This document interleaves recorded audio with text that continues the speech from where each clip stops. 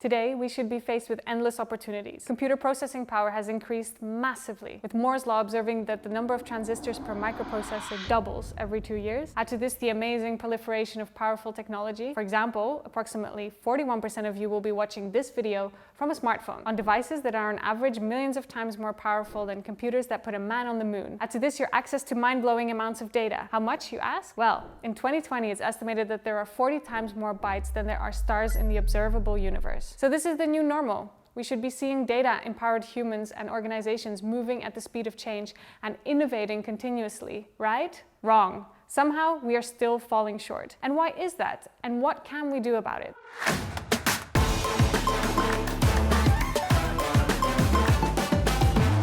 Hi everyone, my name is Bo and I'm the head of learning management here at Growth Tribe. In this video, I will guide you through the 4-step process for creating data-driven learning journeys. But first, a bit more on why we are falling short. Adapting to change rapidly is actually very difficult. Deloitte found that business productivity has not kept pace with technological progress. Data shows that productivity growth remains low despite the introduction of new technology into the business environment. And since 2008, recession has been growing at its slowest rate since the 1970s. And skills are decaying faster than ever, and there's a paradox of choice on what to learn next. This all means that there's a growing digital skills gap as individuals and organizations struggle to keep up with technological change. And traditional learning and development is not set up to support the learning needed. But in every challenge, there is also opportunity to find new ways to enable effective learning of digital skills. There are 3 elements needed to build a self-learning organization. These are 1, a growth mindset, the view that we are always a work in progress. 2, learning time dedication, basically moving away from compliance training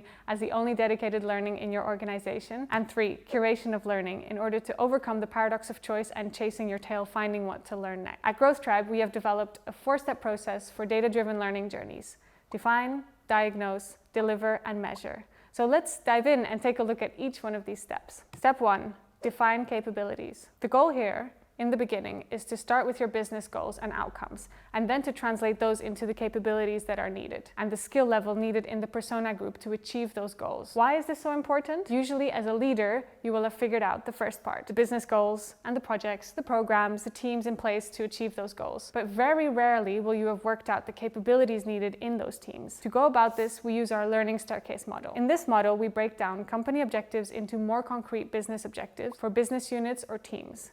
And then from this, define the behaviors that you need to see. So things like making data-driven decisions or experimenting more. Then it is about learning objectives. What do people need to learn to be able to achieve that behavior? Then grouping those learning objectives into capabilities. Now, you might be asking, what is a capability? How different is it from a skill? When I say capabilities, I mean a combination of skills, knowledge, and experiences. And these capabilities are what empowers your team to achieve business goals. The nice thing about the staircase model is that once you start achieving those learning objectives, even with one individual in a team, once they start learning, trying things, and behaving differently, that will affect the team around them, who will also begin to behave differently as a new behavior becomes a culture within the team. Then, as the team achieves new success and starts to see real benefits, real outcomes, then processes can be changed, and you can create a guiding coalition for that change. This is how you create company-wide change. For example, working in a data-driven way, which is started by one individual, taken on by a group, and worked into a process that could change the way the company works and contributes to the company's objectives. A real-life example is for the supply chain unit of a health tech company that is implementing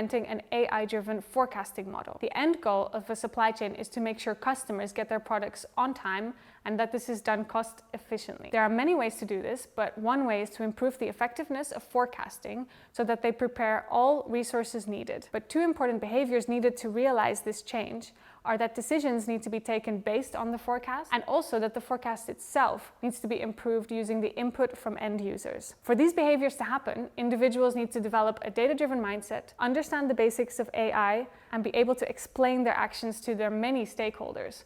Furthermore, they also need to be able to set up experiments and explain the results through data visualization and storytelling. Not sure how to get started with this? Luckily, we've developed a tool which you can use to define capabilities, starting with company objectives and working down to learning objectives. I've put the link to this canvas as well as our learning staircase below in the description, so you can check it out and start defining the capabilities your organization needs. Step 2, diagnose. While part 1 was all about setting your target, this part of the learning journey is all about how you are doing right now. The reason this step is so important is that it is often skipped, because once you choose where you want to go, there's a natural tendency to say, let's just go. But in the same way that you wouldn't try to cure an illness without diagnosis, you shouldn't embark on a learning pathway without diagnosing capabilities. Because in reality, learners are at different levels on the path to mastery, and teams tend to be at very mixed levels of proficiency. So one learning solution may not give everyone what they need. A novice will need a completely different teaching method from an advanced individual. When we measure capabilities, we measure them on a scale of 0 to 4,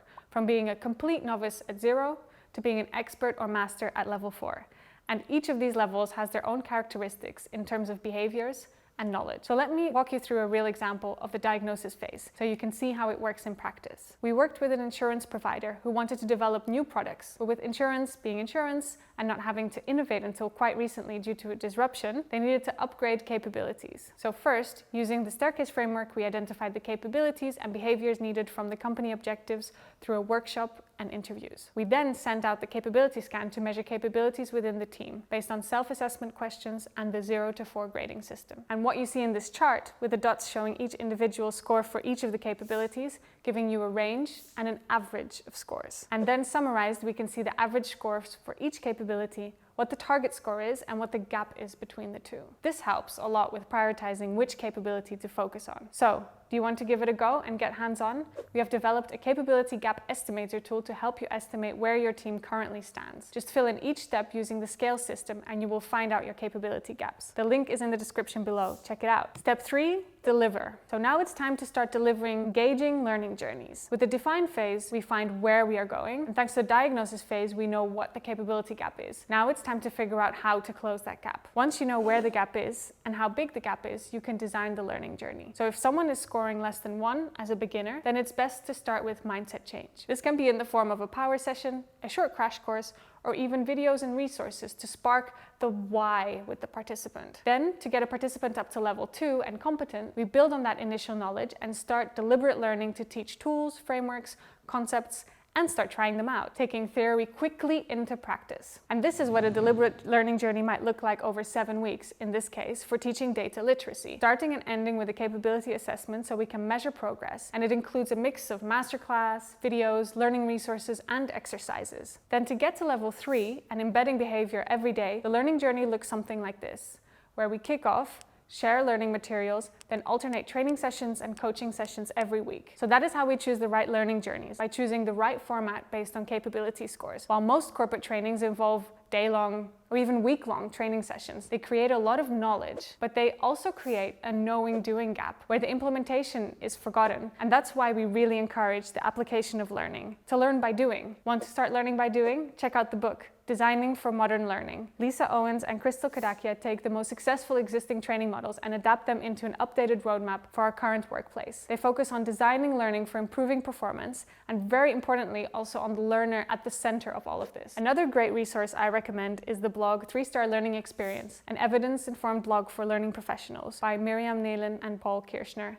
The blog is really great for getting to grips with evidence-informed learning design. Step 4, measure. You want to know the impact of your learning and change program, right? So you can report back with great data, behavior change, and business impact? Of course. So let me show you how we go about that, so you can too. Based on the age-old Kirkpatrick model, we use the steps of this pyramid to evaluate engagement with the training, the knowledge gained, the behaviors that were changed, and the impact on performance. And finally, what outcomes the training brought. And through a variety of techniques, including qualitative methods like interviews and quantitative data like project outcomes, we work our way up the pyramid over time to measure impact. An example of how this looks comes from a large retailer who wanted to centralize their data analysts into one unified team. The team had very different levels of capabilities, and they wanted to improve their analytics capabilities, storytelling, and processes. So we measured their capability scores before and after their learning journey and saw significant improvement apart from in processes due to still bedding in the new team and creating those processes. Through interviews, we also measure the qualitative behavior change within the team. And what we see is that this feeds back up the staircase of change towards company objectives. So by changing behaviors and simplifying data stories and presentation, the business starts to think about analysts more proactively, and then category managers begin to ask for more data, and the business becomes more data driven. For more inspiration on how to get started in measuring the impact of your learning journeys, I recommend downloading Kevin Yates's L&D Detective Kit for solving impact mysteries. He's developed a fun way to approach learning evaluation, so make sure to check out one of his podcasts first. To get started with your own learning evaluation model, I recommend diving into Will Thalheimer's LTEM model. LTEM stands for Learning Transfer Evaluation Model, and it breaks down the steps from learning activity to behavior change and impact, and more information in the description below. So in summary, here are the 4 steps discussed. First, define capabilities required from your business goals. Second, diagnose the current level of those capabilities in your teams using a capability scan or similar. Third, design and deliver engaging learning journeys. And finally, measure the impact through a variety of quantitative and qualitative data and through the pyramid of change. There you have our 4-step process for data-driven learning, so you can implement company-wide change through your learning program. You can find all the resources mentioned by following the links in the description below. And don't forget to hit like and subscribe if you enjoyed this video.